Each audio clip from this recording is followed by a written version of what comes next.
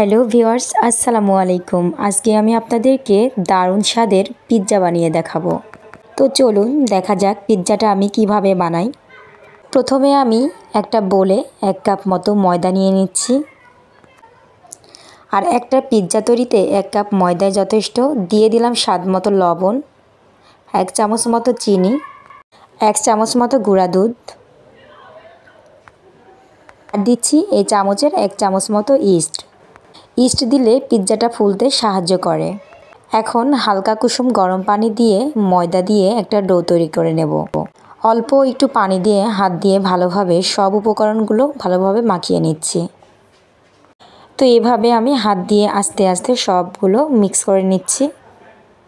তো এভাবে ময়দাটা হাত দিয়ে মাখিয়ে মাখিয়ে একটা ডো তৈরি করে নেব। আর পানির পরিমাণ এখানে বলতে পারছি না কতটুকু পানি নিয়েছি।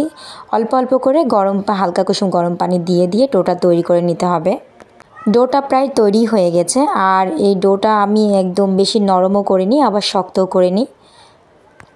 এখন ডোটার গায়ে সামান্য একটু তেল দিয়ে হাত দিয়ে আবারও ভালোভাবে ছেড়ে নেব। অনেক সময় পিৎজা বানাতে গেলে ময়দাটা একটু ফেটে যায়, এজন্য সফট করে নিতে হবে ময়দাটা ভালোভাবে। ডোটা প্রায় তৈরি হয়ে গেছে। এখন আমি যেন ফেটে না যায় সেজন্য মুঠ পাকিয়ে পাকিয়ে এটা ঠিক করে নিচ্ছি, মানে ডোটা ঠিক করে নিচ্ছি। আর ময়দা ফেটে গেলে পিৎজার সাইজটা ভালো হবে না। তো এভাবে আমি মুঠ পাকিয়ে পাকিয়ে হাত দিয়ে বসিয়ে দিলাম। তো এখন দেখেন ময়দাটা কিন্তু একটুও ফেটে যায়নি। তো এভাবে হাত দিয়ে সমান করে আমি বোলের মধ্যে রেখে দেব। আর এখানে যেহেতু ইস্ট ব্যবহার করা হয়েছে এটা এমনিতেই ফুলে যাবে ঢেকে রাখার পরে। এখন আমি এটাকে 1 ঘন্টার জন্য রেস্টে রেখে দেব। আর ঢাকনার ছিদ্রটা কাগজ দিয়ে বন্ধ করে রেখেছি যেন বাতাস ভেতরে না ঢুকতে পারে। আর এইদিকে আমি ছোট ছোট করে কেটে রাখা মাংসগুলো ম্যারিনেট করে নেব। প্রথমে দিয়ে দিচ্ছি আধা চামচ শুকনা মরিচের গুঁড়া, আধা চামচ জিরা গুঁড়া, স্বাদ মতো একটু লবণ দিয়ে দিলাম। আর দিয়ে দিচ্ছি টমেটো সস।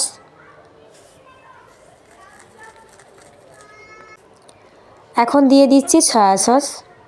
সয়া সস যদি আপনাদের বাসায় না থাকে টমেটো সস দিলেই শুধু হবে।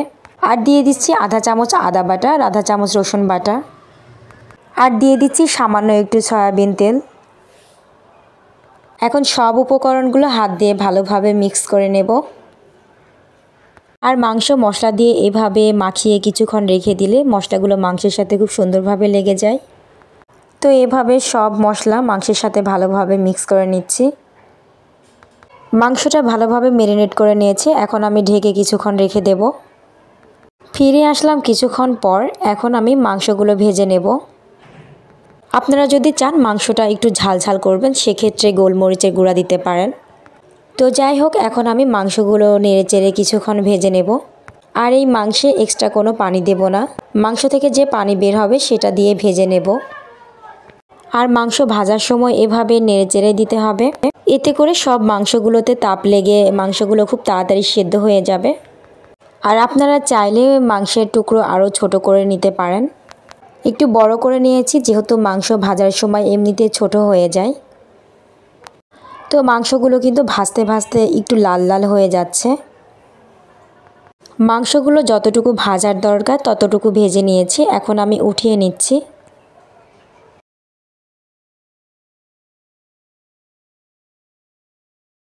আর এই দিকে ডোটা ফুলে অনেক বড় হয়ে গেছে। এখন আমি হাত দিয়ে বাতাস বের করে নিচ্ছি। আবারও হাত দিয়ে ডোটা একটু নরম করে নেব।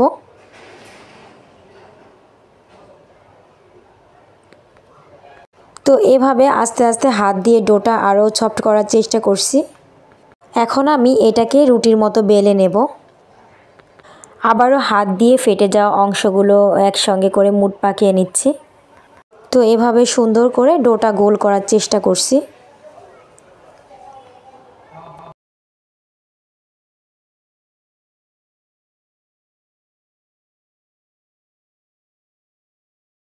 এখন হাত দিয়ে যতটুকু পারি গোল করে নিচ্ছি।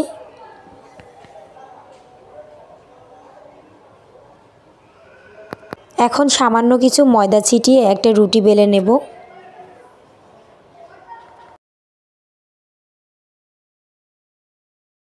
আবারও হাত দিয়ে যতটুকু গোল করা যায় আমি গোল করে নিচ্ছি।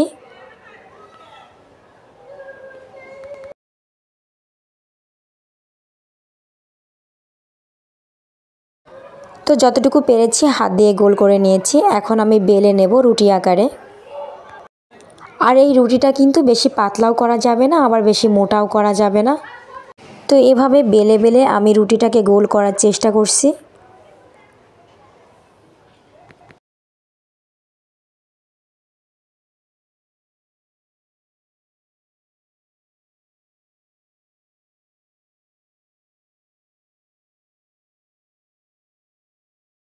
তো এভাবে আস্তে আস্তে কিন্তু বেলে নিতে হবে।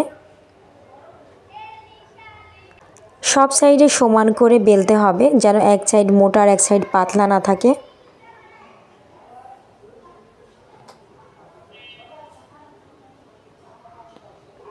রুটিটা যতটুকু পেরেছি গোল করে নিয়েছি। এখন একটা প্যানের মধ্যে রুটিটা বসিয়ে দিয়েছি।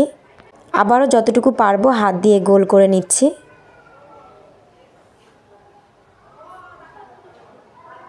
তো এভাবে আস্তে আস্তে আমি পুরোটা গোল করে নেওয়ার চেষ্টা করছি।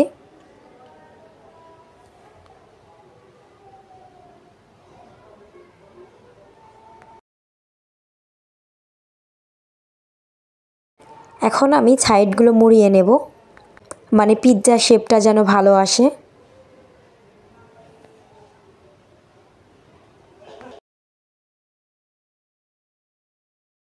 তো এভাবে হাত দিয়ে দিয়ে রুটিটাকে চারপাশে বাঁকিয়ে নিচ্ছি।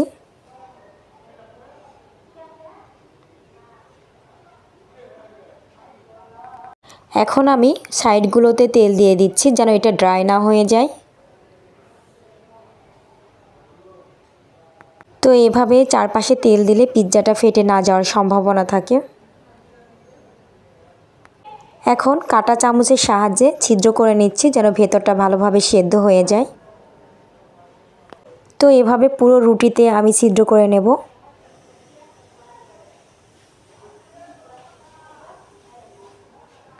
এখন ওপরে টমেটো সস দিয়ে দিচ্ছি। আপনারা চাইলে পিৎজা সসটাও দিতে পারেন, তবে পিৎজা সস এখন আমার বাসায় নেই, তাই আমি টমেটো সসটাই দিয়ে দিচ্ছি। তো এইভাবে চামচ দিয়ে চারপাশে আমি সসগুলো ছড়িয়ে দিচ্ছি। আর এই সসের জন্যই কিন্তু পিৎজাটা খেতে বেশি ভালো লাগে।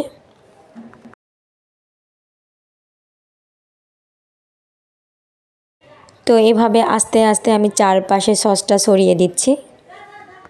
সসটা পুরো রুটিতে মাখানো হয়ে গেছে। এখন আরও কিছু উপকরণ দেব।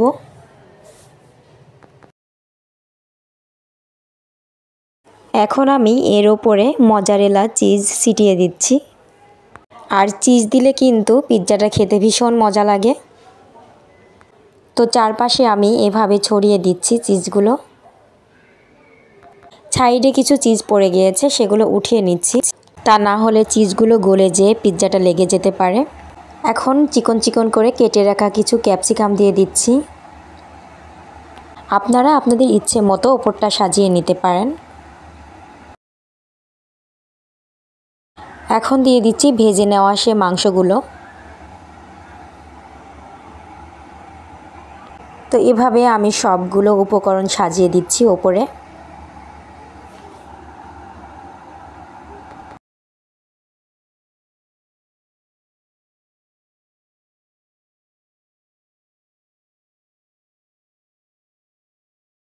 মাংসের পিসগুলো দেওয়া হয়ে গেছে। এখন আমি ছোট ছোট করে কেটে রাখা টমেটো দিয়ে দিচ্ছি।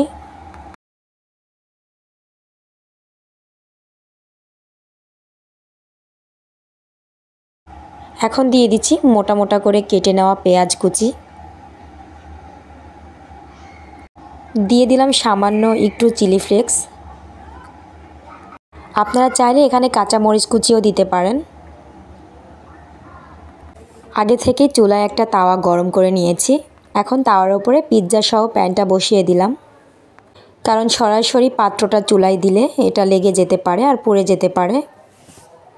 এখন কিছু অরিগানো ছিটিয়ে দিচ্ছি, তবে অরিগানোটা একটু বেশি পড়ে গিয়েছে, চেষ্টা করবেন একটু কম দেওয়ার, তা না হলে একটু গন্ধ লাগবে।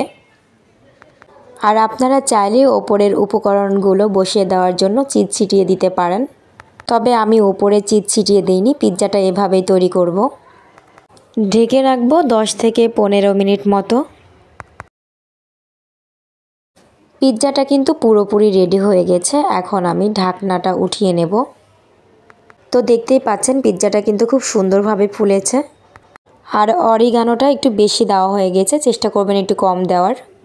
তো হয়ে গেল লোভনীয় পিৎজা। আর এই পিৎজাটা খেতে কিন্তু খুব ভালো লেগেছিল। আপনারা ট্রাই করবেন, আশা করি খেতে খুবই ভালো লাগবে। ভালো থাকবেন। আসসালামু আলাইকুম।